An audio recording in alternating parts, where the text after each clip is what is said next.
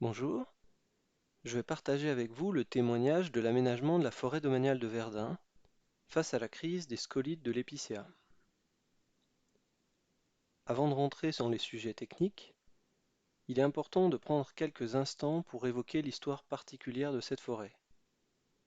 Le territoire de 10 000 hectares recouvert par cette forêt en 2021 était composé principalement de prés, de champs, de villages et de quelques bois avant la Première Guerre mondiale.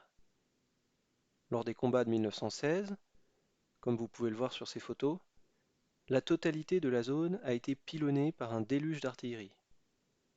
Ce sont en moyenne 6 obus par mètre carré qui ont explosé. Le terrain a été totalement dévasté. En 1919, les terrains les plus meurtris, et dont le coût de remise en état dépasse la valeur, sont rachetés par l'État qui confie en 1923 leur gestion à l'administration des eaux et forêts.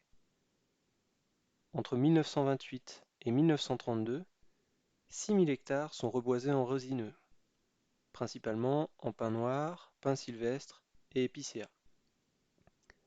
Les 3 600 hectares restants, qui correspondent aux anciens bois, se reconstituent principalement naturellement en hêtres. En 2018, il reste encore 1650 hectares d'épicéa, qui ont environ 90 ans.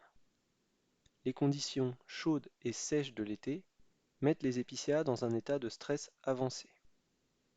Une épidémie de scolyte typographe se déclenche, amplifiée par les températures élevées. Dès le mois de septembre, 700 hectares sont fortement impactés, c'est-à-dire que plus de 25% des tiges sont atteintes.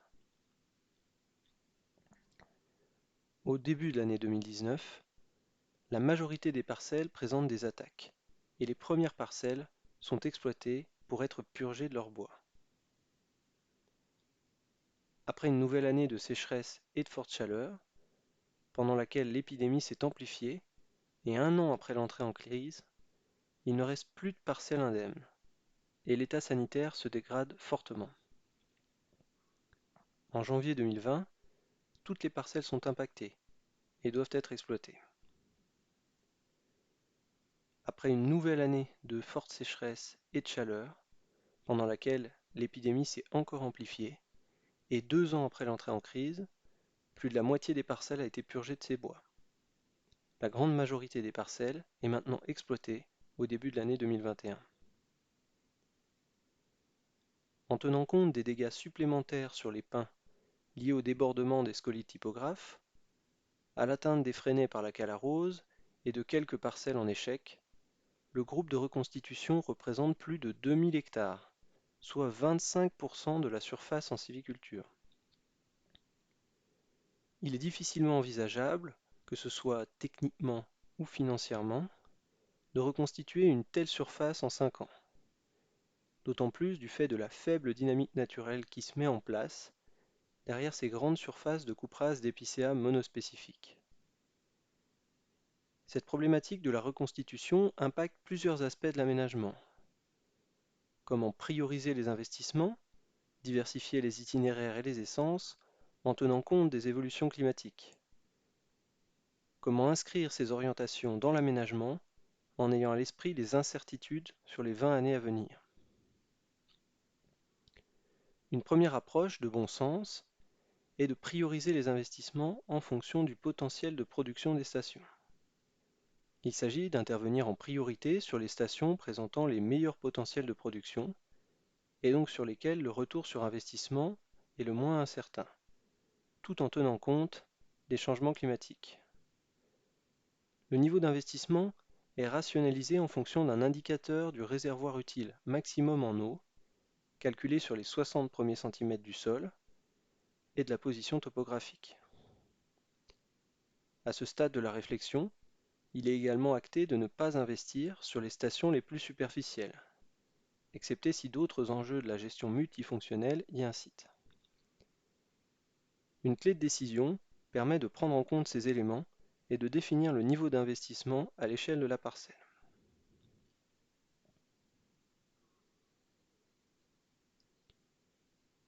Face aux changements climatiques et à leurs impacts en cours et à venir sur la forêt, Il est important de diversifier les options pour diminuer la prise de risque. Il s'agit simplement de ne pas mettre tous ses œufs dans le même panier, tout en tenant compte des expériences acquises. Plusieurs objectifs importants ont été définis. Mélanger en composition. Chaque itinéraire devant conduire à un peuplement mélangé, pour éviter de mettre en place de nouveaux peuplements monospécifiques. Diversifier la gamme d'itinéraires de renouvellement, ce qui permet également de diversifier le niveau d'investissement. Diversifier les essences plantées, et en particulier les plus résistantes à la sécheresse. Utiliser au maximum la dynamique naturelle, que ce soit pour des semis ou pour de l'accompagnement. Et enfin, un dernier point, important même s'il peut paraître contradictoire avec les précédents, standardiser les modalités techniques pour faciliter la mise en œuvre et le suivi dans un objectif de résultat à terme du mélange. Ces différents objectifs vont dans le sens de l'installation d'une forêt mosaïque. Voici quelques exemples d'itinéraires de reconstitution envisagés. Ici, du mélange par placeau de deux essences dans une plantation en plein, dans l'objectif d'obtenir à terme un peuplement mélangé pied à pied.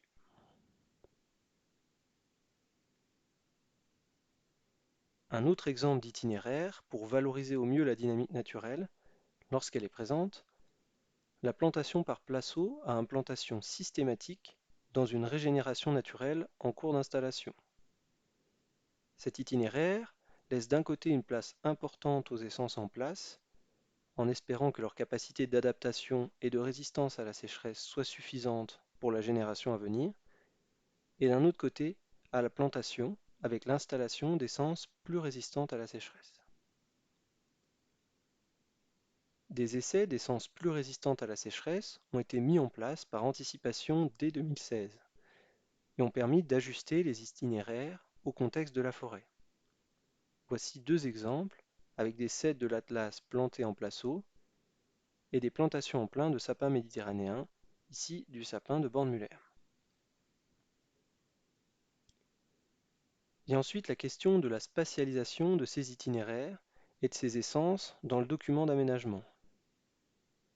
Entre autres du fait des bouleversements liés à la guerre, la carte des stations n'est pas suffisamment précise pour définir les essences et les itinéraires de reconstitution.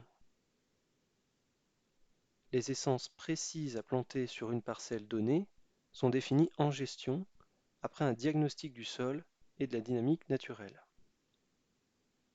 L'aménagement conserve un rôle crucial de cadrage sur le moyen terme, en définissant une proportion d'essences à implanter par grand contexte géologique, en définissant une proportion des types d'itinéraires à mettre en œuvre, là encore par grand contexte géologique, et en définissant des priorités d'intervention en fonction du potentiel de production.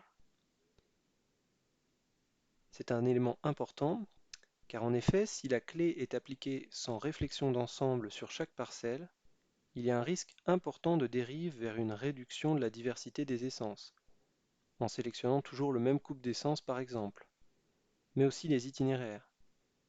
Même si la dynamique naturelle va dans le sens d'un accompagnement par bourrage, il est important, par exemple, de ne pas réaliser que des plantations par placeau, et d'investir dans des plantations en plein, au risque de ne pas avoir de récolte intermédiaire. En perspective de la réflexion développée dans le cadre de la révision de l'aménagement de la forêt domaniale de Verdun, ces principes de gestion de grandes surfaces arrivant en reconstitution sur une courte période, en tenant compte des évolutions climatiques attendues, ont été généralisés dans les stratégies de renouvellement de l'ONF dans le quart nord-est de la France. Je vous remercie pour votre attention et pour ceux qui en auront l'occasion, vous pourrez développer ces sujets lors de la tournée organisée en forêt domaniale de Verdun.